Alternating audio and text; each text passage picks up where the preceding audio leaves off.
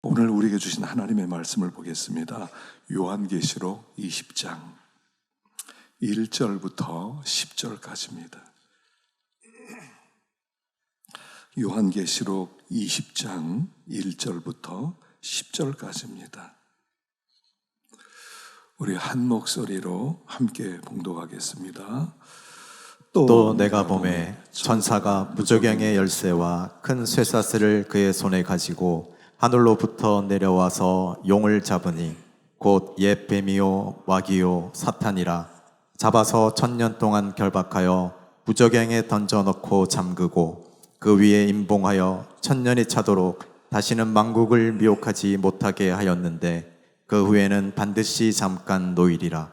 또 내가 보좌들을 보니 거기에 앉은 자들이 있어 심판하는 권세를 받았더라. 또 내가 보니 예수를 증언함과 하나님의 말씀 때문에 목배임을 당한 자들의 영혼들과 또 짐승과 그의 우상에게 절하지 아니하고 그들의 이마와 손에 그의 표를 받지 아니한 자들이 살아서 그리스도와 더불어 1000년 동안 왕노릇하니 그 나머지 죽은 자들은 그 1000년이 차기까지 살지 못하더라. 이는 첫째 부활이라. 이 첫째 부활에 참여하는 자들은 복이 있고 거룩하도다. 둘째 사망이 그들을 다스리는 권세가 없고 도리어 그들이 하나님과 그리스도의 제사장이 되어 1000년 동안 그리스도와 더불어 왕노릇하리라. 1000년이 참에 사탄이 그 옥에서 놓여 나와서 땅의 사방 백성 곧 곡과 마곡을 미혹하고 모아 싸움을 붙이리니 그 수가 바다의 모래 같으리라. 그들이 지면에 널리 퍼져 성도들의 진과 사랑하시는 성을 두루매 하늘에서 불이 내려와 그들을 태워버리고 또 그들을 미혹하는 마귀가 불과 유황못에 던져지니 거기는 그 짐승과 거짓 선지자도 있어 세세토록 밤낮 괴로움을 받으리라. 아멘. 잠깐 기도하겠습니다. 우리 한 1분 동안요. 하나님, 은혜 받기 원합니다. 은혜 받으면 은혜와 평강이 넘칩니다. 마음의 기쁨이 찾아옵니다. 주님, 마음이 묵은 땅입니다. 기경시켜 주시고 좋은 땅이 되게 하시고 하나님의 말씀이 심겨져서 30배, 60배, 100배 좋은 열매를 맺는 우리가 되게 하여 주옵소서. 우리가 간절한 마음으로요 하나님 앞에 기도하십시다. 하나님 아버지 감사합니다. 오늘도 말씀 앞에 섭니다. 묵은 땅이 되었습니다. 주님 기경하여 주시옵소서. 마음의 할례를 받게 하여 주시옵소서. 아버지 하나님의 좋은 씨를 받아들여서 30배, 60배, 100배 결실을 맺게 하시고 은혜와 평강이 넘치는 거룩한 삶을 살아가는 우리가 되게 하여 주시옵소서. 아버지 하나님 불쌍히 여겨 주시옵소서. 이 시간에 임재하여 주시옵소서. 자비로우신 하나님 아버지 감사합니다. 오늘도 말씀 앞에 서게 하신 것 감사합니다. 주님, 저희들이 마음에 묵은 땅이 되었고 돌짝들도 많습니다. 가시덤불도 많습니다. 웬 염려가 그렇게 많은지 아버지 좋은 땅 되도록 성령께서 마음 기경시켜 주시고 말씀이 잘 심겨져서 30배, 60배, 100배 결실이 맺혀지는 놀라운 축복의 시간 되게 하여 주시옵소서. 부족한 종을 감춰주시고 하나님의 말씀만 나타나게 하여 주시옵소서. 예수님의 이름으로 기도하옵나이다. 아멘. 오늘 본문 말씀은 잘 아는 것처럼 천년 왕국에 대한 말씀이 기록되어 있습니다. 그래서 이제 여러 가지 이제 혼돈이 이제 올 수도 있을 텐데 혼동이 오는데요. 오늘 아주 단순하게 제가 말씀을 드릴 테니까 약간 딱 마음이 정리되면 좋겠습니다. 천년왕국은 3가지의 설이 있어요. 그래서 하나는 전천년설, 하나는 후천년설, 하나는 무천년설이 있습니다. 그런데 자세히 몰라도 구원받는데 전혀 지장이 없어요. 근데 여러분들이 이렇게 그래도 바로 알고 있으면 좋을 것 같아서 간단하게 먼저 설명하고 오늘 본문 말씀을 전하도록 하겠습니다. 전천년설, 그럴 때는 전천년설은 2 종류가 있어요. 역사적 전천년설 아니면 세대주의적 전천년설 2가지가 있습니다. 천년 왕국설은 뭐냐면 예수님의 재림을 중심으로 예수님이 이 땅에 재림하신 다음에 1000년 동안 믿는 사람이 왕노릇하고 마지막 때 또 타락해서 마귀가 성도들도 핍박하고 그리고 주님이 다시 한번 심판하느냐. 그래서 그게 전천년설이에요. 재림 이후에 천년이 있느냐. 근데 두 가지로 그때 나눠져요. 그게 뭐냐면 역사적 전천년설은 뭐냐면 재림 전에 핍박이 있습니다. 근데 성도들이 핍박을 받느냐 안 받느냐 여기에 따라서 역사적 전천년설 아니면 세대주의적 전천년설 이렇게 나눠져요. 그래서 역사적 전천년설은 예수님의 재림 전에 핍박을 성도가 다 받아야 된다. 그러면 역사적 전천년설 이렇게 얘기하고요. 아니다. 이 땅에 심판이 오기 전에 환란이 오기 전에 성도들은 다 휴거되어서 천국으로 올라간다. 그래서 이 땅에는 하나님을 믿지 않는 사람만 남아서 핍박받는다. 그러면 세대주의적 전천년설 이렇게 얘기해요. 이제 이게 휴거라는 말이 여기서 나오는 거예요. 그래서 여러 가지 그런 세대주의적 책들을 많이 보았을 텐데 세대주의적 전천년설은 우리들이 죄송한 얘기지만 무시해도 좋습니다. 무시해도 좋고요. 그 다음에 후천년설이 있어요. 후천년설은 뭐냐면 이 세상이 점점 좋아져요. 점점 좋아져서 사람들이 더 선해지고 세상이 살기 더 좋아지고 그리고 주님은 재림하시고 그 다음에 천년왕국이 시작된다. 이것을 후천년설 이렇게 얘기해요. 근데 이거는 조나단 에드워즈라는 사람이 대표적으로 주장을 했는데 그분은 미국의 대부흥을 겪었던 사람이에요. 그러다 보니까 성령이 역사하고 부흥이 일어나니까 사람들이 막 회개하고 그리고 너무 사람들이 좋은 사람으로 변화되는 겁니다. 그래서 복음이 제대로 전파되고 성령이 역사하면 세상은 좋아지겠구나. 그래서 후천년설을 주장했습니다만 그러나 세계제 1차 대전, 2차 대전을 겪으면서 사람은 절망적이다. 사람은 타락해서 좋아질 수가 없다. 그래서 후천년설은 거의 묻히게 되었어요. 그래서 지금은 후천년을 주장하는 사람이 없어요. 마지막에 무천년설입니다. 무천년설은 천국이 없다 이러는 게 아니라 예수님이 처음에 2000년 전에 세상에 오셔서 죽으시고 부활하시고 승천하시고 이때부터 예수님이 다시 오실 때까지 그 사이를 천년 왕국이다 이렇게 이야기를 해요. 그러니까 무천년설에는 천년을 상징적으로 보는 거고요. 전천년설은 문자적으로 보는 것입니다. 그런데 우리가 이렇게 여러 가지 복잡할 때는요 아주 단순해요. 전통적으로 우리의 선생님들이 뭘 믿었느냐 보면 알아요. 우리 기독교의 교리는요 거의 90%가 어거스틴이 만들었어요. 성 어거스틴이 하나님이 그에게 큰 은혜 주셔서 기독교의 거의 모든 교리는 그분에게서 나왔어요. 그리고 나머지 10%는 종교 개혁자 켈빈이 그걸 채워서 완성시켰어요. 그래서 어거스틴과 켈빈이 처음부터 이야기한 게 뭐냐? 그거는 무천년설이에요. 그들은 시작부터 예수님의 초림부터 재림 사이를 천년 왕국이다 이렇게 가르쳤어요. 근데 후에 또 여러 가지 공부한 분들이 전천년설이 맞지 않겠느냐 또 이렇게 보기도 하지만 저는 전통적으로 이렇게 무천년설 입장에서 오늘 본문을 설명하고 왜 그것이 맞는가를 말씀을 드리도록 하겠습니다. 자, 우리 1절부터 3절까지 읽어보겠습니다. 시작. 또 내가 봄에 전사가 무저경의 열쇠와 큰 쇠사슬을 그 손에 가지고 하늘로부터 내려와서 용을 잡으니 곧 옛뱀이요 마귀요 사탄이라. 잡아서 1000년 동안 결박하여 무저경에 던져 넣고 잠그고 그 위에 임봉하여 1000년이 차도록 다시는 만국을 미혹하지 못하게 하였는데 그 후에는 반드시 잠깐 노일이라. 요한계시록의 특징은 뭐냐면 영적인 세계를 다 그림으로 표현했다는 거예요.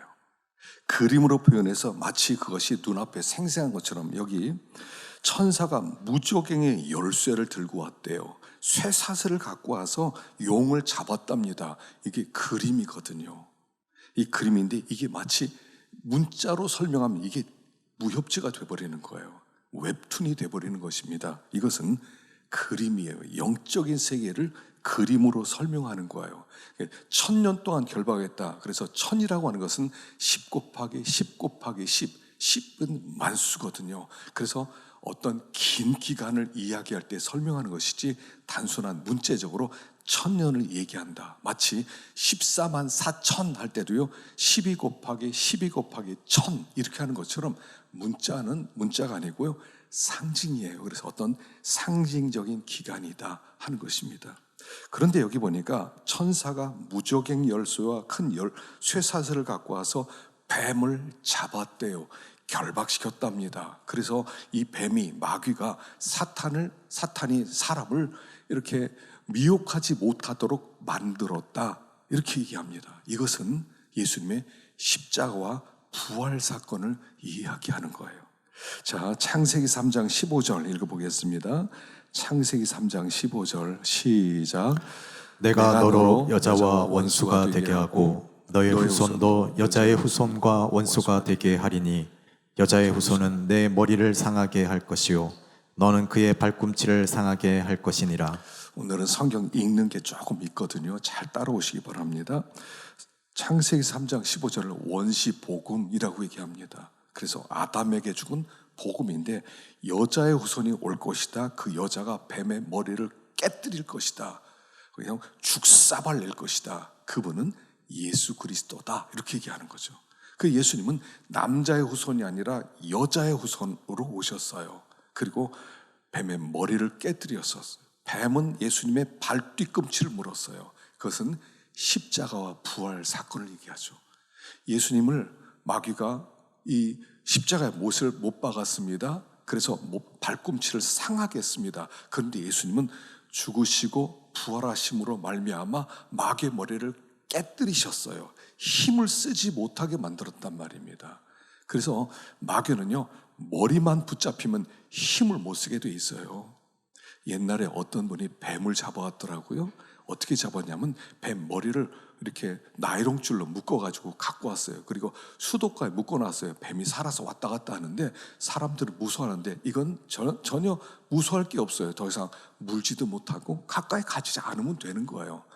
머리가 상했다는 것은 마귀의 모든 권세가 무너졌다 이런 뜻입니다. 그래서 예수님이 이런 말씀도 하셨어요. 마태복음 12장 29절 시작.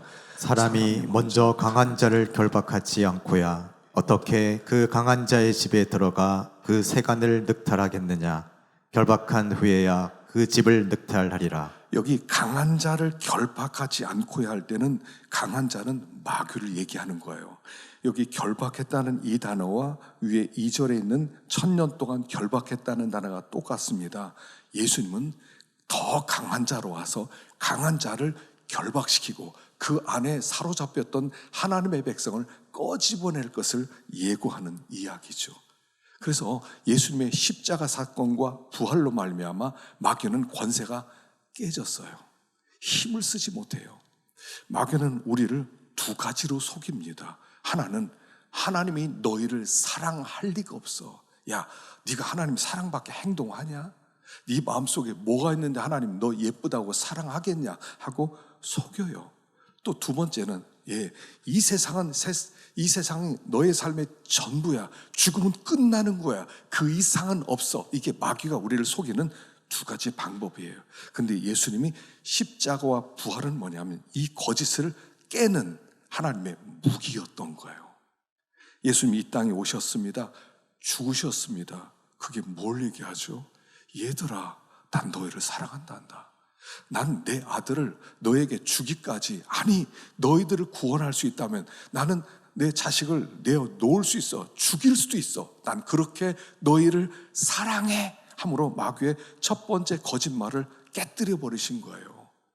우리가 이번에 성막강에서 지성소 얘기할 때 우리 주님이, 우리 하나님께서 성막문을 찢어놓고 두 팔 벌려 우리를 기다리는 거예요. 얘들아, 때를 따라 돕는 은혜를 얻으면 나에게 나오너라. 내가 너희를 다 품어줄게. 너희들의 죄를 내가 생각도 하지 않고 바닷속에 던져놓고 너를 맞아줄 거야. 그렇게 팔 벌리고 계신 분이 지성소의 하나님이라고 우리가 배웠잖아요. 그러니까 예수님의 십자가 사건은 마귀의 첫 번째 거짓이 깨지는 거예요. 예수님이 부활하셨습니다. 사람은 죽으면 끝이라고 생각했어요. 이 세상에서 성공해야 되고, 이 세상에서 칭찬 들어야 되고, 이 세상에서 먹을 거 다 먹어야 되고, 이 세상에서 쇼부를 봐야 돼. 근데 예수님이 부활하셨어요. 그게 뭡니까? 새로운 세계가 있다는 거예요. 마귀는 거짓말쟁이라는 거예요. 마귀의 거짓말이 밝혀지는 순간 마귀의 거짓말은 더 이상 힘을 쓰지 못하게 된 것이 결박당한 것과 같다 하는 거예요. 그래서 우리가 예수님의 십자가와 부활을 믿고 붙들기만 하면 마귀는 우리에게 더 이상 힘을 쓰지 못해요. 마귀가 우리를 넘어뜨리지 못하고 미혹하지 못해요. 우리가 십자가를 놓는 순간 그때 마귀의 거짓말이 통하는 거예요. 그러나 진리를 믿으면 하나님은 너를 이렇게 사랑한다. 새로운 세계가 있다. 그게 진짜 하나님의 세계이다. 눈에 보이는 것은 현상은 그냥 지나가는 거다. 죽는 순간에 모든 것은 단절이다. 눈앞에 거품처럼 사라지게 될 것이다. 하나님 나라를 살아가라. 그러면요, 마귀가 여러 가지로 너희가 돈이 전부야, 명예가 전부야, 권세가 전부야, 너희 세상에서 성공해야 돼, 칭찬 들어야 돼, 아무 힘을 쓰지 못하는 거예요. 이게 진리란 말입니다. 진리가 선포되면 마귀는 힘을 잃게 되는 거예요. 힘을 잃기 때문에 우리에게 영향을 끼치지 못해요. 여러분, 괌에 가면요, 관광 코스 중에 요코이 동굴이라고 있다고 했죠. 요코이 동굴이에요. 이 일본 사람들이 괌 점령했을 때 거기서 군인이었는데, 그리고 나서 이제 미군이 정복했습니다. 그때 이 사람은 땅속으로 들어갔어요. 한 2.5m 되는 깊이에다가 밑에다가 굴을 팠어요. 깊이가 한 3m 정도 되고요. 그리고 폭은 한 1m 되고요. 입구 옆에는 화장실도 만들어 놓고 환풍구도 만들어 놓고 거기서 28년을 살았어요. 미군이 찌라시를 뿌리면서 전쟁 끝났다, 일본 사람들 나와라. 이 사람 안 나가요. 나를 속이려고 하는 거다. 안 나가요. 그리고 그 동굴에서 28년 동안 살아요. 물고기도 잡아먹고 가재도 잡아먹고, 때때로 민가가 생기니까 민가에서 옷도 좀 훔쳐오고, 사람들이 소문났어요. 저기 정글에 괴물이 산다고. 그래서 나중에 수색해 보니까 이 사람이 잡혔어요. 일본에서는 막 영웅 취급을 했죠. 와, 일본 참 기계를 보여줬다. 그래서 일본 와가지고 영웅 되고 결혼도 하고 살다가, 근데 이 사람이 항상 그 동굴을 생각한대요. 일본에서 살면서 항상 동굴에 있을 때가 좋았다는 거예요. 여러분, 마귀의 거짓은 우리에게 안 통해요. 전쟁 끝났다 믿는 순간 끝난 거예요. 근데 우리가 예수님이 십자가 사건을 말로는 믿는데 안 믿어요. 하나님이 너를 이렇게 사랑해. 너를 위해서 피를 뿌리셨어. 예수님께서 부활하셔서 하나님 나라 보여주셨어. 너희는 그 나라 갈 백성이야. 안 믿는 사람은 욕고이와 같아요. 동굴에서 사는 거예요. 그냥 아닙니다. 세상이 전부입니다. 이 세상에서 우리가 쇼부를 봐야 됩니다. 여기서 성공해야 됩니다. 이러고 살아가요. 그럼 마귀가 힘을 쓰는 거고, 이 진리를 믿는 순간에 마귀는 우리에게 전혀 힘을 쓰지 못해요. 마귀의 거짓말은 안 통한단 말입니다. 그래서 마귀는 결박된 상태가 되는 거예요. 십자가 부활을 믿느냐 안 믿느냐, 진리를 믿느냐 안 믿느냐에 따라서 이 마귀는 힘을 쓸 수도 있고 힘을 쓰지 못하기도 해요. 그래서 믿는 자는요, 흔들리지 않아요. 하나님 나라가 있는데, 예수님이 부활하셔서 지금도 살아계신 그 나라가 있는데, 이 땅엔 모든 것은 현상과 조건은 내가 죽음으로 다 사라지는 거예요. 다 사라져요. 그러니까 그 나라를 바라보고 사는 사람에게는 마귀는 전혀 막 위협을 하고 죽인다 뭐 어쩐다 하더라도 해봐, 거짓말 안 통해. 그러니까 믿는 사람에게는 치명적인 영향을 끼치지 못하는 거예요. 그래서 지금 우리가 이제 천년왕국을 살아가는 거예요. 자, 두 번째, 그러면 어떤 권세가 있느냐는 거죠. 자, 4절부터 읽어보겠습니다. 4절 시작. 또 내가 보좌들을 보니 거기에 앉은 자들이 있어 심판하는 권세를 받았더라. 또 내가 보니 예수를 증언함과 하나님의 말씀 때문에 목배임을 당한 자들의 영혼들과 또 짐승과 그의 우상에게 경배하지 아니하고 그들의 이마와 손에 그의 표를 받지 아니한 자들이 살아서 그리스도와 더불어 1000년 동안 왕노릇하니 그 나머지 죽은 자들은 그 1000년이 차기까지 살지 못하더라. 이는 첫째 부활이라. 자, 여기에서 우리가 키가 뭐냐면 첫째 부활이 뭐냐가 키예요. 첫째 부활. 첫째 부활이 뭐냐 이게 나와야 그 다음에 이게 풀려나가는 거예요. 여러분, 첫째 부활이 뭐죠? 첫째 부활은 죄어 허물로 죽었던 우리가 살아나는 것이 첫째 부활이에요. 영이 살아났어요. 그리고 영이 살아난 사람은 절대로 죽음이 우리에게 왕노릇하지를 못해요. 그래서 바울은 믿는 자를 항상 뭐라고 합니까? 믿는 자들 죽을 때 잔다 이렇게 얘기를 해요. 잔다. 우리에겐 더 이상 죽음이 왕노릇하지를 못해요. 우리가 죽는 순간 우리는 자는 것이 죽는 게 아니란 말이에요. 그래서 여기 뒷부분에 있는 거 먼저 하나 읽어볼까요? 에베소서 2장 1절 시작. 그는 허물과 죄로 죽었던 너희를 살리셨도다. 허물로 죽은 우리를 그리스도와 함께 살리셨고 너희는 은혜로 구원을 받은 것이라. 또 함께 일으키사 그리스도 예수 안에서 함께 하늘에 앉히시니. 살리셨다는 얘기를 두 번 하죠. 허물과 죄로 죽었던 너희를 살리셨도다. 허물로 죽은 우리를 그리스도와 함께 살리셨고, 우린 살아났어요. 우린 영이 살아난 자들이에요. 우린 다시는 죽지 않아요. 죽음이 더 이상 우리의 왕노릇을 못하는 첫째 부활을 받은 사람들이라는 거예요. 그래서 이 첫째 부활을 받은 사람들은 어떤 권세가 있느냐? 그래서 4절에 내가 보좌들을 보니 거기에 앉은 자들이 있어 심판하는 권세를 받았더라. 이게 첫째 부활을 받은 사람이 지금 예수님과 함께 하늘에 앉아서 하나님의 보좌에 앉아서 우리는 심판하는 권세를 여기서부터 쓰는 거예요. 계시록 4장 2절을 보겠습니다. 자, 계시록 4장 2절 시작.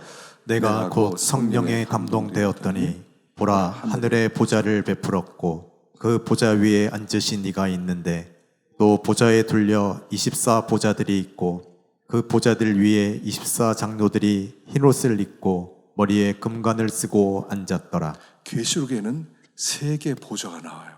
하나는 하나님의 보좌, 둘째는 성도의 보좌, 세 번째는 마귀의 보좌, 3보좌가 나와요. 그래서 여기에 보면 하나님의 보좌가 있어요. 그 보좌 두 주위에 24 장로의 보좌가 있어요. 그래서 24 장로란 구약의 성도 12명, 신약의 성도 12명을 대표하는 사람들이에요.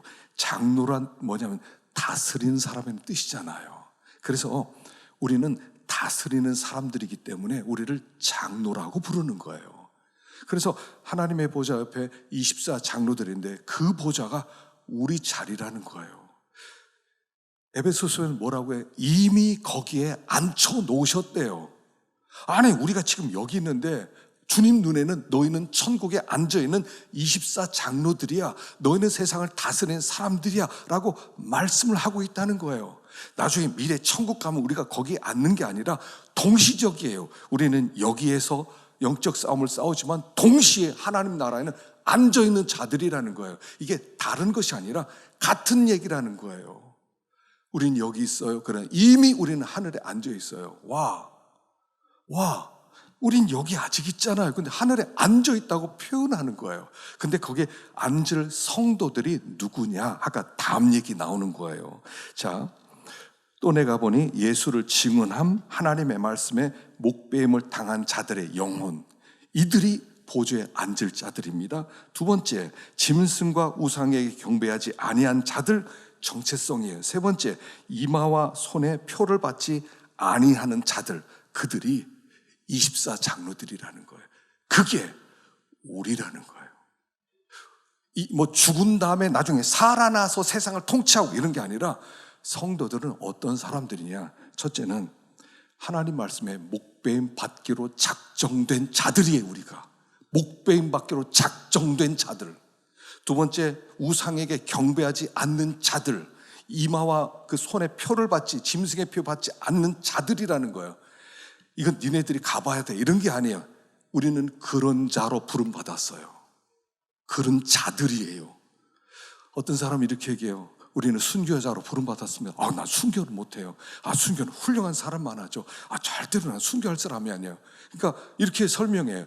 천국 가면 순교한 사람과 순교하지 않은 두 종류의 1등급, 2등급 성도가 있다. 순교한 사람들은 높은 자리에서 왕노릇하고, 순교 못한 사람 밑에 쫄장부로 있다. 부하로 있다. 아니, 그런 말도 안 되는, 왜 그런 그림을 자꾸 그려요. 우리는 순교할 자들이에요. 그런데 하나님 어떤 사람은 순교 제물로 받고, 하나는 끝까지 순교자로 준비되어면서 살다가 죽고, 두 종류로 나눌 뿐이에요. 여러분, 예수 믿는 사람은요, 예를 아주 극단적인 예를 들어봅시다. 공산당에 내려왔어요. 총을 머리에 갖다 댑니다. 당신 예수 믿을 거야, 안 믿을 거야? 믿으면 안 죽이고, 안 믿으면 살려주겠어. 그럼 여러분 어쩌실래요? 한번 생각해 보세요. 내 중에 총뿌리가 있어요. 어쩌실래요? 아마 제가 아는 한, 거짓말로 안 믿는다고 했다, 나중에 회개하고 믿어야지, 그런 사람 없을 거예요. 제가 아는 한. 그 극단적 상황에서 예수 부인할 수 있으세요? 부인하고 싶어요. 난 순교 못할 것 같았어요. 근데 총을 갖다 대는 순간, 예수가 하나님의 아들인 거 부인할 수 있는가? 못해요. 그리고 다 순교할 거예요. 전 자격이 없는데요. 전 용기도 없어요. 전 고생하는 거, 아픈 거 싫어요. 그래도 총 갖다 대면 다 못 버립니다. 이럴 거예요. 그래서 여기에 죽진 않았지만 죽을 자들이에요. 여기 목배임 받은 자들의 영혼이라는 것은 다 죽은 사람만 천국에서 다시 천년왕국에서 왕이 된다는 뜻이 아니라, 하나님께 부름받은 모든 우리들은 이미 순교로 각오한 사람들이라는 거예요. 우상을 버리지 않고, 우상을 섬길 수 없고, 짐승의 표 받지 않고, 우리는 끝까지 믿음으로 살 자들이라는 뜻이고, 그들이 지금 여기에서 살아서 왕노릇한다, 이런 뜻이에요. 여러분, 우리가 권세를 받은 걸 잘 몰라. 볼까요? 요한복음 1장 12절부터 봅시다. 요한복음 1장 12절 읽어봅시다. 시작. 영접하는 자, 곧 그 이름을 믿는 자들에게는 하나님의 자녀가 되는 권세를 주셨으니. 영접하면요, 하나님의 자녀의 권세를 이미 주셨대요. 이건 천국에 가서 누리는 거야. 아니에요. 지금 하나님의 자녀의 권세가 이미 왔어요. 난 자녀예요. 누가 뭐라고 하더라도 하나님의 자녀예요. 이미 권세가 있어요. 어떤 권세입니까? 또 보십시다. 마태복음 16장 19절 시작. 내가 천국 열쇠를 내게 주리니 내가 땅에서 무엇이든지 매면 하늘에서도 매일 것이요 내가 땅에서 무엇이든지 풀면 하늘에서도 풀리리라 하시고. 천국 열쇠를 주셨대요. 근데 이 앞에 뭐가 나옵니까? 베드로가 너는 나를 누구라고 하느냐? 주는 그리스도시고 살아계신 하나님 아들입니다. 그래, 잘 고백했다. 내가 이 반석에 내가 교회를 세우겠다. 천국 열쇠를 주겠다. 이건 베드로에게만 주시겠다는 거예요. 그러면 로마 가톨릭의 베드로의 뒤를 잇는 2대 교황, 3대 교황, 4대 교황, 교환이 천국 열쇠 가졌고, 우리는 그런 거 없고, 그런 뜻이에요? 그런 뜻이 아니에요. 주는 그리스도시요 살아계신 하나님의 아들입니다라고 고백하는 모든 사람들에게 천국 열쇠를 나눠줬다는 얘기예요. 그래서 우리가 복음을 증거합니다. 사람들에게 예수를 믿으면 구원받습니다.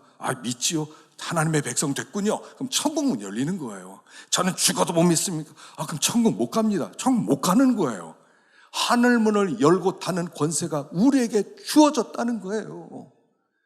그래서 여기 쓰진 않았습니다. 에베소 1장에 뭐라고 했습니까? 하나님이 너에게 베푸신 능력이 지극히 큼이 어떠한 것을 알기를 원하노라. 이 능력이 예수 안에서 역사하사 죽은 자 가운데서 살리시고, 우리 안에요 엄청난 능력이 와 있는 겁니다. 우리 세상을 다스리는 사람들인 것입니다. 이번에 집회하면서 우리 분향단 얘기를 했죠. 분향단은 우리가 제사장으로 기도하는 자로 서는 거라고 그랬잖아요. 제가 지금 수첩 나눠드리려고 준비하고 있어요. 어떤 수첩을 나눠드릴까? 그래서 수첩에다 여러분들이 중보 기도할 사람 이름을 기록하라고. 한 장에 나눠드리면 이제 다음 주에 제가 어떻게든 나눠드리려고 하는데 한 장에 한 사람씩 이름을 쓰세요. 한 가정도 좋고요. 두 번째 넘겨서 또 가정 또 쓰시고요. 기도 제목 다 넣으세요. 그리고 기도할 때마다 돌려가면서 단어 암송하듯이 기도하세요. 오늘 누구를 위해서 기도합니다. 가정을 축복하시고 자녀를 축복하시고 그 다음 넘겨서 하나님 누구를 축복하시고. 이게 권세예요. 이게 중보기 들어서 하나님의 그 기도를 들어주시는 거예요. 기도가 다 성취되는 거예요. 하나님 우리를 왕 같은 제사장으로 부르시는 거예요. 왕이라고 여겨주시겠대요. 우리의 기도를 대표자로 나가서 기도할 때 들어주시겠대요. 그걸로 다스리는 거예요. 우리는. 여러분, 사랑의 원자탄이라는 책이 있거든요. 손영한 목사님에 대한 책. 그 책에 이런 부분이 있어요. 그분이 나환자를 이렇게 돌보지 않았습니까? 한 번은 그 나환자 아이들 데리고 이제 소풍을 갔다 합니다. 아이들도 있고요, 청소년도 있고요. 근데 그 아이들도 어릴 때부터 나병에 걸렸어요. 소풍을 데리고 갔다 합니다. 점심시간이 됐어. 애들이 의논합니다. 우리 나환자인데 우리 목사님 나환자 걸리면 안 돼. 그러니까 우리 가까이 하지 못하도록 우리 저쪽 가서 우리끼리 점심 먹자. 그런 얘기가 나와요. 그랬더니 손양원 목사님이 혼자 밥 먹다 와요. 아이들이 있는 대로 와요. 그리고 막 아이들 밥을 뺏어 먹어요. 거기다 숟갈 한 스푼씩 막 뺏어 먹어요. 이게 뭐예요? 누구는 사람들은 나병에 안 걸리려고 막 눈치 보고 그러는데 와가지고 걸리면 어떠느냐? 같이 먹자. 여러분, 이게 권세예요. 우리에게 주신 권세라고요. 세상을 뭐 큰소리치고, 여러분 천년왕국 가면 잘못하면요, 내가 왕에 있고 지금은 세상 사람이 왕에 있고 우리는 맨날 쩔쩔매고 사장님이 위에 있고 돈도 없고 밑에 쩔쩔매다가 천년왕국 하면 대봐라, 내가 니네들 다스린다. 이게 성경입니까? 이게 성경이에요? 그렇게 다스리고 싶으세요? 사람들 꼬복 만들고 싶으세요? 집 밟고 싶으세요? 그게 다스림이에요? 그거 아니잖아요. 사랑하는 게 다스림이에요. 돌보는 게 다스림이에요. 아플 때 함께 아프고 울고 기쁠 때 함께 웃어주는 이 다스림, 이 권세를 우리에게 주셨는데 지금 그 다스림의 권세를 쓰는 때다라고 말하는 거예요. 그래서 지금이 천년왕국이라는 거예요. 예수님 재림하면 다 끝나는 건데, 예수님 재림하고 그때부터 주님 천년 동안 기회 주십시오. 마음껏 한번 다스리겠습니다. 꼬봉은 누구예요? 꼬봉이. 순교 못한 사람 꼬봉이고 순교한 사람은 그러면 왕입니까? 우리 교회는 아직 순교한 사람이 없으니까 하나도 없겠네. 무협지가 되잖아요. 성경을 문자로 읽으면 무협지가 되는 거예요. 성경에 큰 뜻이 있어요. 예수님이 재림하면 바로 백보자 심판이 있고 바로 하나님 나라가, 그 완전한 하나님 나라가 이루어지면 끝이지. 뭘 천년 동안 왕노했다가 나중에 마귀가 또 역사했다가 마귀가 또 전쟁했다가 그럼 예수님 어디가 있어요? 예수님의 권세가 뭐예요 도대체? 마귀가 막 활동하도록 놔두는 그 예수님 권세가 있는 분이세요? 재림은 끝이에요. 그 한 날이 전부라고요. 지금 우리 이 세상에서 자녀의 권세, 제사장, 중보자의 권세, 사랑의 권세, 섬김의 권세, 이걸 가지고 쓰는 때란 말이에요. 사람들이 의를 보면서 와, 저 사람 보통 사람이 아니다. 이게 위대한 삶인 거예요. 이게 위대한 성도죠. 시시하게 막 피에 쩔쩔쩔쩔 매는 그런 게 아니라 권세적으로 살아가는, 하나님 우리에게 이 권세를 우리에게 주셨다는 거예요.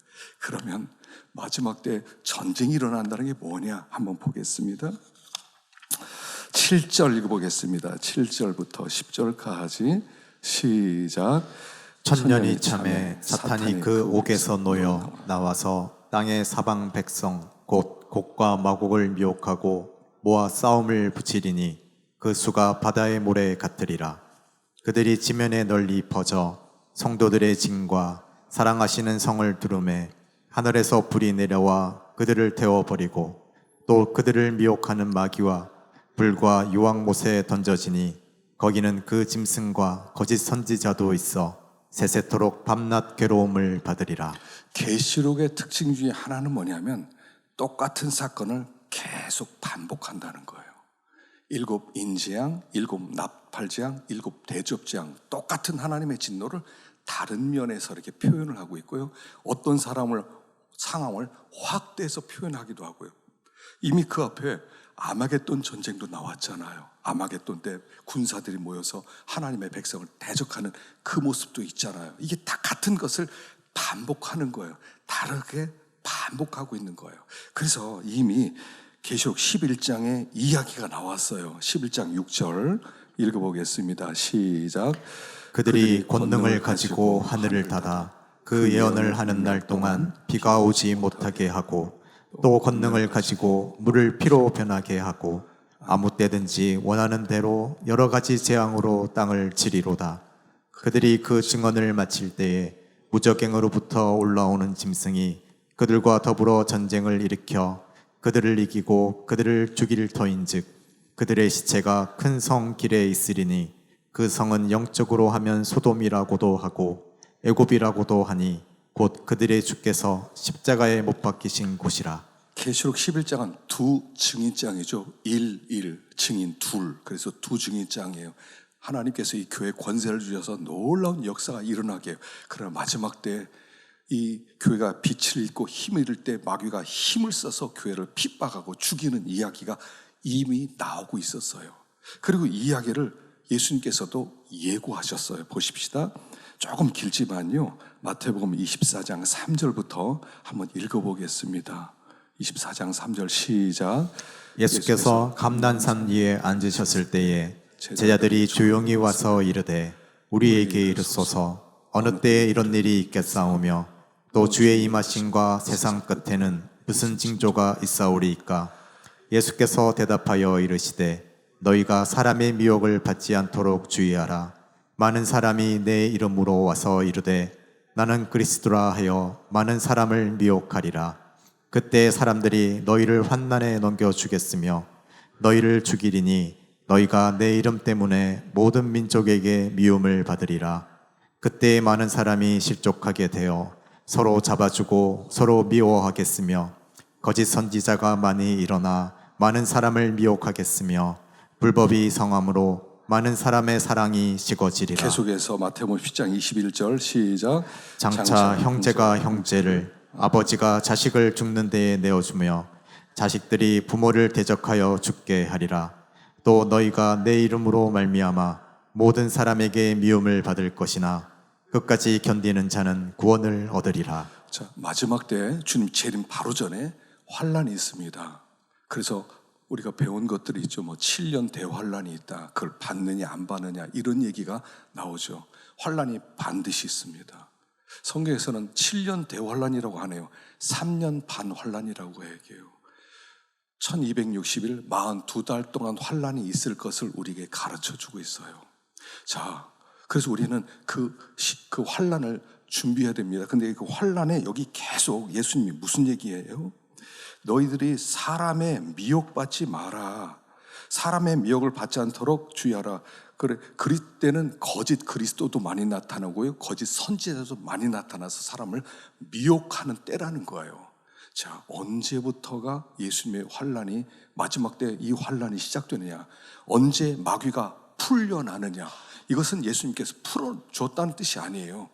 마귀가 활기 있게 활기차게 활동할 수 있도록 진리가 어두워지는 때를 얘기하는 거예요. 마지막 때 교회가요, 진리에 관심이 없어져요. 마지막 때 하나님의 말씀을 듣고 싶어 하잖아요. 재밌는 얘기하고 싶어 해요. 설교 왜 이렇게 기냐고 그래요. 왜 그렇게까지 길게 할 필요가 뭐가 있냐고. 핵심 되는 얘기만 좀 재밌게 얘기해 달라는 거예요. 귀를 긁어 달라는 거예요. 귀를 긁어서 나를 좀 시원하게 해달라는 거예요. 그래서 마지막 때는 말씀의 기근 시대가 와요. 그 말씀이 기근이 일어나면 마귀가 활기차할 수 있어요. 와, 내 거짓말이 또 통하겠구나. 저들이 드디어 하나님의 그 사랑을 안 믿는구나. 저들이 다음 세대를 안 믿는구나. 이 세상이 전부라고 여기는구나. 잘 됐다 하고 그들이 미혹하기 시작한단 말이에요. 그럼 거짓 선지자들이 같이 일어나면서 교회를 핍박하는 거예요. 저 교회는 다 거짓말쟁이들이야. 저 교회 뭐하러 나와고 앉았냐. 그런 핍박이 시작되는데, 그때 여기 보니까 형제가 형제를, 아버지가 자식을, 자식이 부모를, 가족끼리 원수가 돼요. 여러분, 이게 굉장한 도전입니다. 여러분, 기독교를 모르는 사람은 기독교를 핍박하지 않아요. 기독교를 알던 사람이 기독교를 핍박해요. 김일성이 믿는 사람을 싹 잡아 죽였죠. 지금도 기독교 하면 북한에서는 첫 번째 반역자입니다. 기독교인이 돼? 그럼 죽는 겁니다. 왜요? 김일성은 어릴 때 주일학교를 다녔어요. 그 외삼촌은 강양욱 씨라고요, 목사님이셨어요. 기독교 연맹을 만들었다고요. 교회를 다녔어요. 그리고 기독교에서 하나님을 빼내고 김일성을 집어넣었어요. 하나님이 아니라 김일성을 집어넣어서 김일성 주체 사상이 만들어진 거예요. 기독교를 아는 사람이. 그리고 기독교인들 싹 잡아 죽이는 거예요. 진리를 제대로 알지 못하면 미혹당하고요, 마귀의 시험에 빠진다는 얘기예요. 지금 이게 전쟁을 일으키고 마귀가 풀려났다는 것은 진리에 무관심하니까 마귀가 활동하는 때를 허락한다는 얘기예요. 말세가 될수록 말씀에 더욱 창념해야 돼요. 이 말씀이 뭘 얘기하는 거지? 하나님 말씀 좀 깨닫게 해주세요. 제가요, 끊임없는 기도 제목이 하나 있습니다. 계속되는 기도 제목. 하나님, 나를 가르칠 수 있는 선생 좀 만나게 해주세요. 요새 유튜브도 많은데 나를 가르칠 수 있는, 내가 알고 있는 것보다 더 잘 말씀을 전할 수 있는 선생 좀 만나게 해주세요. 이게 제 끊임없는 기도 제목 중에 하나예요. 더 깨닫고 싶어요. 더 깊이 알고 싶어요. 하나님이 어떤 분인지, 성경에 기록된 하나님의 진리가 얼마나 풍성한 것인지 좀 알고 싶어요. 너무 늦게 깨달으면 안 되잖아요. 항상 기도에 제가 이게 있어요. 선생님 좀 만나게 해주세요. 선생님 좀 만나게 해주세요. 진리로 밝혀지셔야 돼요. 특별히 제가 이렇게 안타까운 것은 여러분, 우리 자녀들이에요. 자녀들에게 하나님을 좀 심어주세요. 자녀들이 하나님을 알 수 있도록 좀 만들어주세요. 아이들에게 진리에 노출되어질 수 있도록 자꾸 좀 이렇게 나오도록 해주세요. 아이들에게 생각해 보세요. 여러분, 자녀가 있는 사람들 생각해 보세요. 여러분, 아이들에게 공부가 중요하냐, 하나님이 중요하냐, 뭐를 가르치고 있습니까? 우리가 이렇게 생각해요. 학생 때는 공부가 중요하지, 대학 가면 그때부터 하나님 섬기는데, 웃기는 소리예요. 그러면 언제 하나님을 심어줘요? 그 중요한 때, 얘들아, 공부보다 중요한 게 하나님이다, 하나님께 먼저 나가자, 이래야 신앙이 들어갈까 말까인데, 얘들아, 교회는 1시간만 나가, 그리고 나서 나중에 공부 다 하고 나중에 좋은 대학 가면 나중에 그때부터 교회 나가도 돼. 애들이 왜 교회 나가요? 나오세요. 좀 나오세요. 그냥. 그래서 참 주님께서 피로 주고 사신 교회, 피 흘려 사신 교회를 사랑합니다. 일주일에 한 번 나와서 여러분들이 교회를 사랑한다는 거 전혀 증명이 안 돼요. 그 자녀들 곧 떠날 거예요. 어쩌실 거예요? 우리가 자녀에게 물려줄 최고의 유산이 뭐예요? 믿음 아닙니까? 믿음만 있고 하나님 만나면요. 우리 아이들 하나님 만났을 때 제가 이렇게 생각했어요. 하나님, 우리 아이들 하나님 만났습니다. 하나님, 이제 저 데려가도 됩니다. 나 없어도 하나님이 이 아이들의 아버지가 될 것입니다. 이 아이들 다 키울 겁니다. 하나님 감사합니다. 이렇게 기도했다니까. 언제든 데려가세요, 저를. 걱정할 게 뭐 있어요? 아프리카에 가든 뭐 사막에 가든 하나님을 의지하면 하나님이 거기서 복 안 주시겠어요? 여러분, 공부보다 하나님이 중요하다는 것을 어떻게 가르치실 거예요? 자식을 건지느냐 놓치느냐는 절대절명의 이 시기가 청소년 기회예요. 하나님을 만나도록 해주세요. 하나님을 만나도록. 공부보다 하나님이 더 중요하다. 만일 1년을 늦춰서 하나님 만날 수 있다면 하나님 그렇게 해주세요. 마지막 때 마귀가 역사하는, 활개치는 그런 어둠의 시대가 오기 전에 아이들이 하나님 만날 수 있도록 하십시다. 하나님 만나서 공부보다 더 중요한 게 있구나, 이것만 깨달으면요, 가문이 성공해요. 마지막 한 말씀만 드리고 마칠게요. 방질 목사님이라고 있었어요. 여러분, 104세 세상을 떠났거든요. 중국 선교사세요. 서울의 그 큰 교회, 노량진교회 원로 목사이기도 하고요. 이 사람이 간증을 했어요. 이런 간증을 하더라고요. 자기가 예수 믿은 것은 자기 아버님 때문이라고. 아버님이 예수를 먼저 믿습니다. 근데 방씨 집안의 장손이에요. 장손이니까 이 사람 이제 그 가문의 모든 제사를 물려받아야 돼. 근데 예수를 믿어. 그래서 예수를 믿는다고 그러니까 지금 난리 났어요. 가문에서 난리 났어요. 이 장손이 예수를 믿으면 이거 어떡합니까? 그래서 그를 가족을 불러냅니다. 너 예수 믿을래? 포기할래? 너 예수 믿으면 너 망성벌에서 죽여버리겠다. 그러니까 나 예수 믿어야 됩니다. 방효원 목사님이거든요. 그래? 망성머리라. 그 망성머리 있지 않습니까? 그래서 그걸 갖다 둘두루 말아가지고 그때부터 때리기 시작합니다. 그때 할아버지가 달려들어서 말립니다. 우리 아들 정말 죽겠습니다. 내가 다 포기하겠습니다. 나도 이 아들 믿는 예수 믿겠습니다. 그리고요, 그 아들 데리고 가족 데리고 산으로 올라가서 화전민이 돼요. 그리고 거기서 그 아버지 방효원 목사님이 돼서 중국 산동성 선교사로 나가요. 그 밑에서 방질 목사님이 또 선교를 해요. 104세까지 살았어요. 그 가문에 석박사 84명이 나왔어요. 신앙만 물려주면 돼요. 다른 거 걱정하지 마세요. 이 세상은 상품화된 세상이에요. 야, 공부야, 너 가치가 올라가. 너 이제 얼마짜리인 줄 알아? 사람들이 다, 학생들 그거 다 알아요. 나는 뭐 이렇게 졸업하고 직장 가봤자 난 500만짜리야. 나는 그냥 1000만 원짜리야. 난 300만 원짜리. 아이들이 알아요. 이 슬픈 세상이에요. 하나님을 만나면 존귀지잖아요. 제발 하나님 만났으면 좋겠어요. 이 세상은 점점 어두워지고 있어요. 그리고 악한 영이 활개치는 세상이 오고 있어요. 이때 우리 아이들 하나님 만나도록 하십시다. 근데 만나려면요, 공부보다 하나님이 더 중요합니다. 이 정신이 있어야 돼요. 공부 걱정하지 마세요.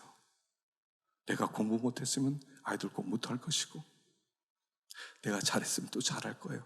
그러나 한 가지 확실한 건 하나님이 우리 아이들을 붙들고 계실 거예요. 아이들을 인도해 주실 거예요.